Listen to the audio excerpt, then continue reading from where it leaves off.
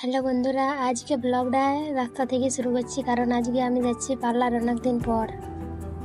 Finally বাসে উঠে গেছি, চলো তাহলে যাওয়া যাক।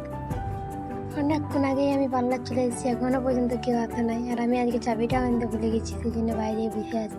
দেখো তো কিছু বুঝতে পারছো? আমার মুখটার মধ্যে কিছু চাইনি দেখাচ্ছে। তারপরে যেই বলি ঘর যাবো ক্লাস শেষ হওয়ার পর, সেই দেখি জল পড়তে শুরু করে দিয়েছে বাইরে।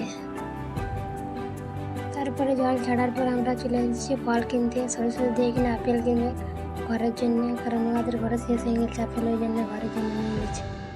আগে একটা দোকান গেলে ওই দোকানটাতে ফুচকার আলু শেষ হয়ে গেছে, ভাগ্য খারাপ। তো আমাদের আজ মন হয়েছে তখন খাবোই, তার জন্য জিতেন্দ্রার দোকান যাচ্ছি। জিতেন্দ্রাকে কম বেশি সবাই ছিল। তারপর চলে এলে জিতেন্দ্রের দোকান, জিতেন্দ্র ভাইয়ের যখন দোকানে। এই দেখো জিতেন্দ্রের পুরা দোকানটা। তারপরে চলে এলো আমাদের খাবার চাট, কারণ জল পড়লো না, ওই জন্য আর ফুচকা খেতে মন করলো না, তার জন্য চাটেই খাই।